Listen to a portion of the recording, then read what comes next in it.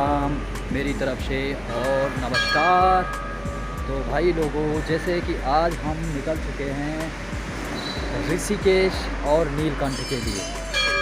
तो हम नीलकंठ के लिए आज निकले सुबह करीब 8 बजे हरिद्वार से। तो फिर आज हम सबसे पहली बात तो हम जब हरिद्वार से निकलते हैं तो यहाँ पे आते हैं, जो अभी मैं जहाँ पे आ रखा हूँ।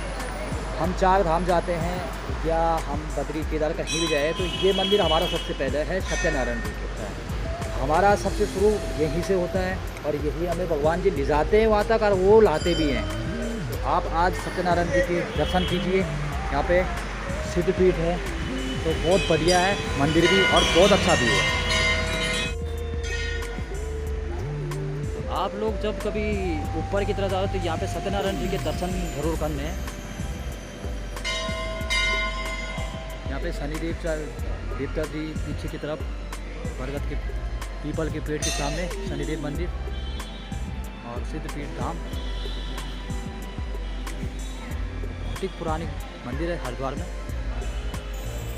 बहुत मान्यता है यहाँ की मंदिर की। तो ये सत्यनारायण जी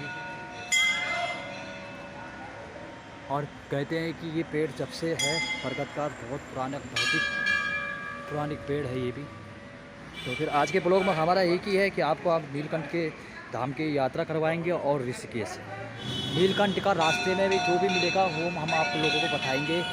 और दूसरी बात ये है कि राम झूला भी हो सके तो राम झूला, लक्ष्मण झूला, जितना भी हो सके मैं आप लोगों को इस वीडियो के माध्यम से बताऊँगा कि कैसा कैसा है यहाँ पर और किस तरीके से आप आ सकते हो। जैसे कि भाई शुरुआत में आप हरिद्वार आ गए, हरिद्वार से आने के बाद यहाँ पे सत्यनारायण जी में आओ। सत्यनारायण जी के बाद यहाँ से आप चाहे ऋषिकेश घूम लो, पर मेरे हिसाब से पहले नीलकंठ जाओ। नीलकंठ घूमने के बाद आप लक्ष्मण झूला उतर के और वहाँ से पैदल होते हुए राम झूला तक आ सकते हो। तो राम झूला, लक्ष्मण झूला और नीलकंठ एक दिन में हो सकता है, कोई दिक्कत नहीं है। उसके बाद आप हरिद्वार फिर रिटर्न आ सकते हो। खैर सब्सक्राइब तो ज़रूर किया करो।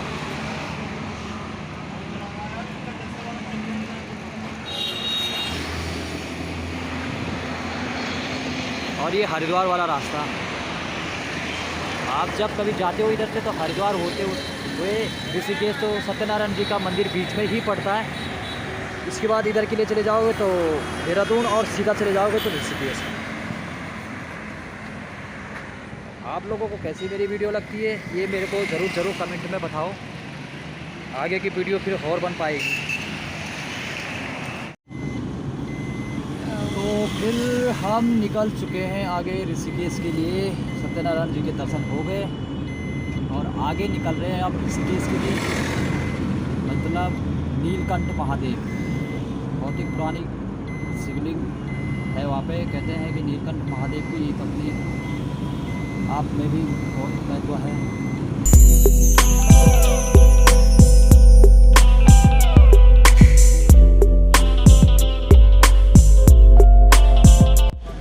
ये है ऋषिकेश एंटर हो गए हैं वो। ऋषिकेश में एंटर हो गए। यहाँ से अंदर के लिए जाओगे आप लोग तो इधर जाने नहीं देते वैसे गाड़ियाँ गुड़िया ना, तो यहाँ त्रिवेणी घाट है इधर। मतलब ये ऋषिकेश का मेन मार्केट है, इसके अंदर पूरा लोकल मार्केट।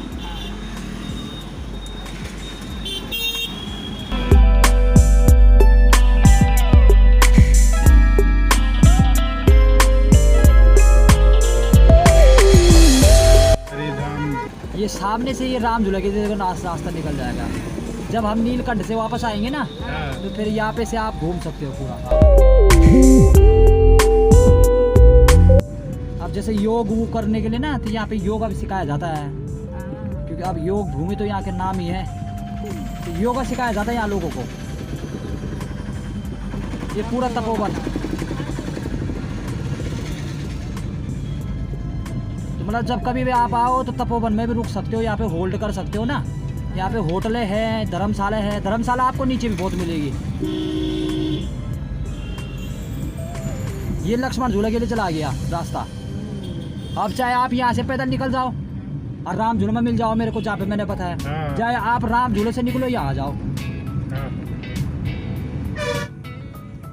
यहाँ पे से है ये नीर झरना, यहाँ से ऊपर जाता है, एक झरना गिरता है ऊपर से, काफी ऊपर से। ये चला गया, आप देखो सीधा रास्ता आगे बद्री केदार गौरीकुंड, और अब हमने यहाँ से कट जाना है नीलकंठ के लिए। ये चला गया पूरा रास्ता आगे के लिए, और आप कट गए ये नीलकंठ के लिए। ये नीलकंठ वाला रास्ता आगे बहुत आगे जाता है, यहाँ से पौड़ी चला जाता है ये रास्ता।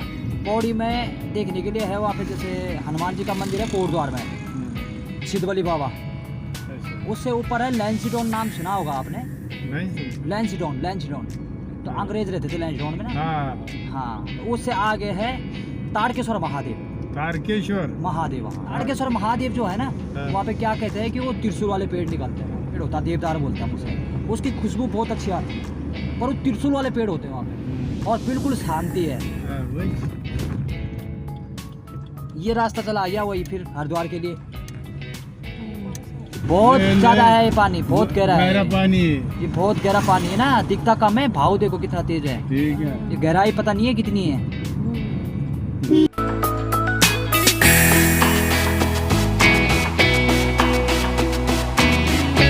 जाते समय तो यहाँ पे पड़ता है काली कुंड। ये आप यहाँ से बाहर आके और थोड़ा सा आगे आके यहाँ पे बोलते हैं काली कुंड। इस जगह का नाम पड़ गया था काली कुंड। तो ये यहाँ पे अच्छा झरना देखने के लिए लोग आते हैं और नहाते धोते भी हैं लोग। तो आप लोग भी देख लो, ये झरना आता है यहाँ से, और ये है काली कुंड। ये और काली माता का कुंड है। तो मैं आपको एक बार हमारे झरने में, झरना ही है बस, आगे कुछ है नहीं यहाँ पे।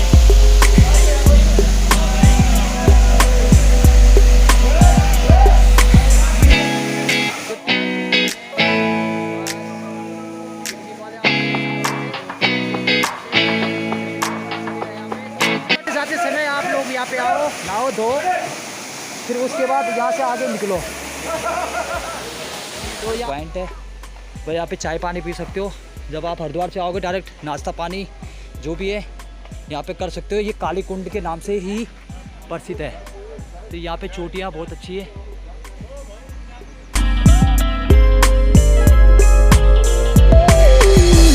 तो फिर जैसे कि आप लोगों को दिख रहा है कि हम पहुँच चुके हैं नीलकंठ महादेव। तो अब नीलकंठ महादेव का कैसा व्यू है, कैसा है ये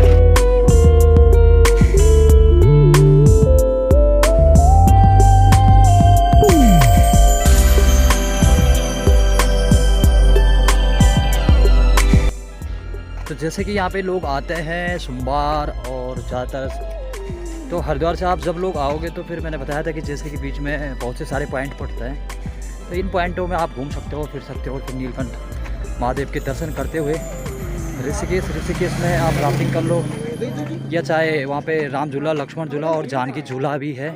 तो आप लोग वहाँ पे दर्शन करके, और काफ़ी सारे मंदिरें हैं क्योंकि ऋषिकेश एक, और ये छोटी मोटी दुकानें हैं यहाँ पे शॉपिंग। तो जो 14 किलोमीटर का ट्रैक है वो ऋषिकेश से ही शुरू होता है, 14 किलोमीटर का ट्रैक। तो ये सामने ही ये नीलकंठ महादेव। अभी मैं अंदर जाऊंगा, वहाँ की भी वीडियो बनाऊंगा।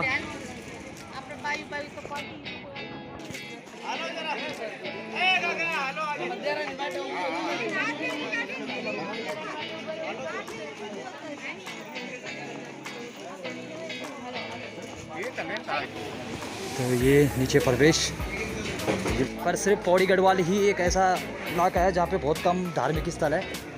पौड़ी गढ़वाल में एक नीलकंठ महादेव है, दूसरा सिद्धवली बाबा का मंदिर है, और तीसरा तारकेश्वर, और चौथा धारी देवी भी पौड़ी गढ़वाल में ही आती है, पर वो बॉर्डर में आ जाता है। तो ये अंदर की मार्केट, यहाँ पे खाना खुना भी सब कुछ अवेलेबल, होटल अवेलेबल, और दुकानें तो हर जगह अवेलेबल। काफ़ी अच्छी दुकानें हैं। तो बिल्कुल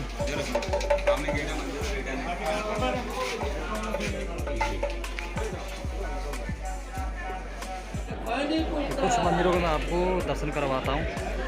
और देख लो आप, लाइन में लाइन लग रखी है और मंदिर तो भक्तों की बहुत ज़्यादा लाइन लगी रहती है यहाँ पे, और विदेश से भी लोग बहुत सारे आते हैं। तो यहाँ पे इतना ज़्यादा रश रहता है हर टाइम पे। महादेव की कृपा इतनी रहती है भक्तों पे कि कहते हैं कि यहाँ पे जब समुद्र मंथन हुआ था तो फिर उसके बाद यहाँ पे महादेव आए थे। जब ये देखो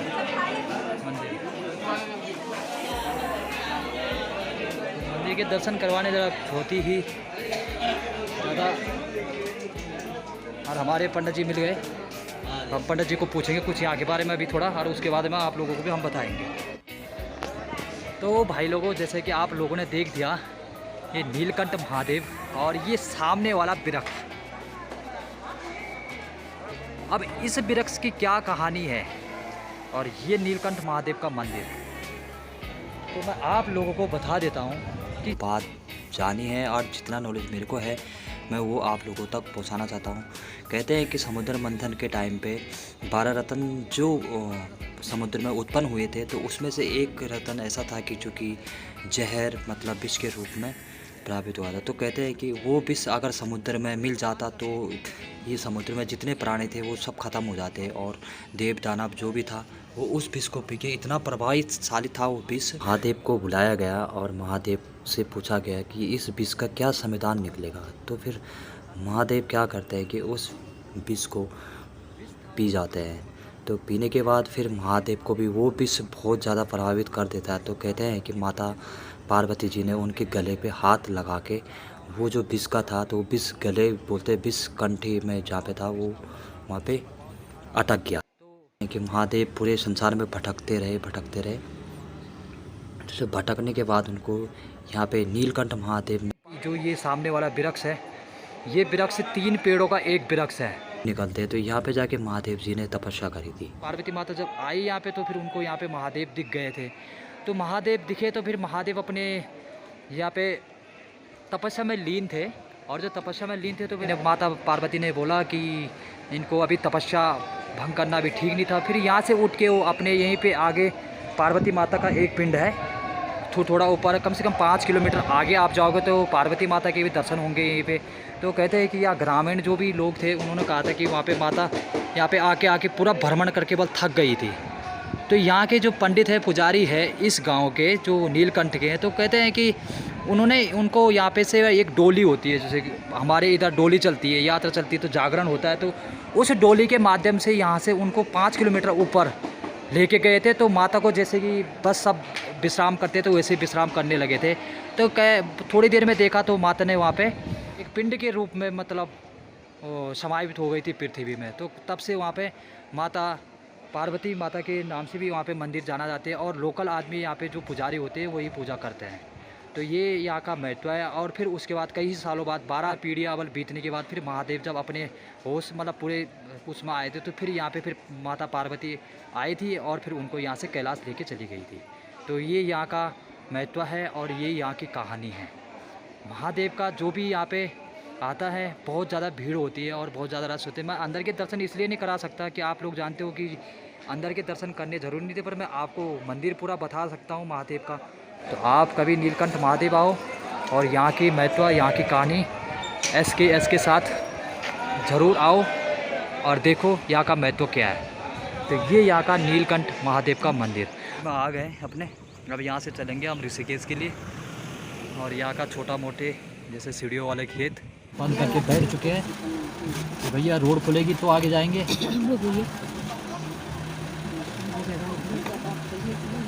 तो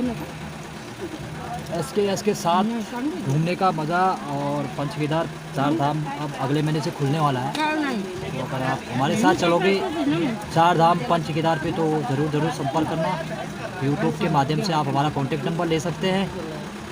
और मेरे साथ जो पार्टी है तो आप देख लो, ये हमारे अंकल जी हैं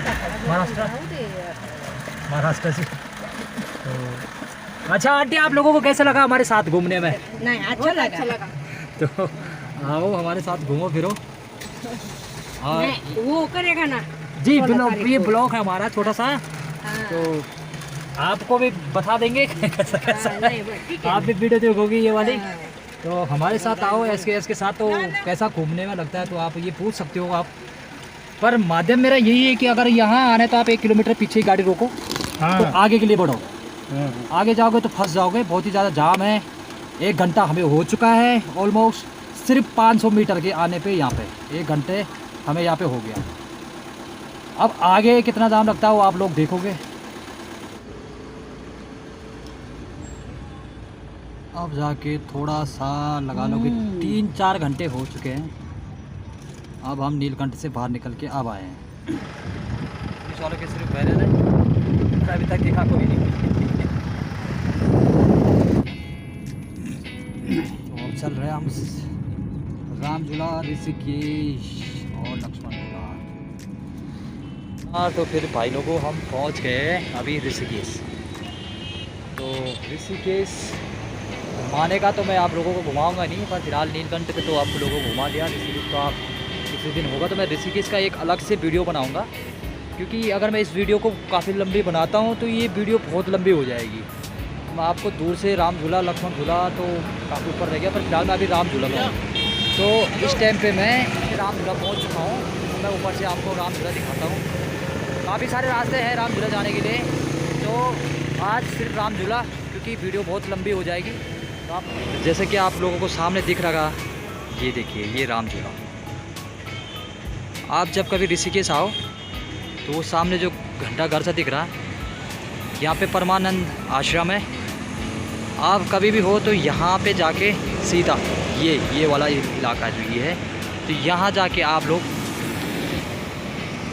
आरती कर सकते हो शाम की। कहते हैं कि परमानंद की आरती बहुत बढ़िया होती है शाम को। तो फिर हम आप लोगों को यहीं पे विराम करते हैं और आप लोगों से इजाज़त लेते हैं यहाँ से घर जाने के लिए हम भी। और मेरी वीडियो कैसी लगी ये आप लोग मेरे को ज़रूर बताना। और एस के साथ 4 धाम यात्रा पंच केदार घूमने के लिए संपर्क करें। और राम राम, नमस्ते।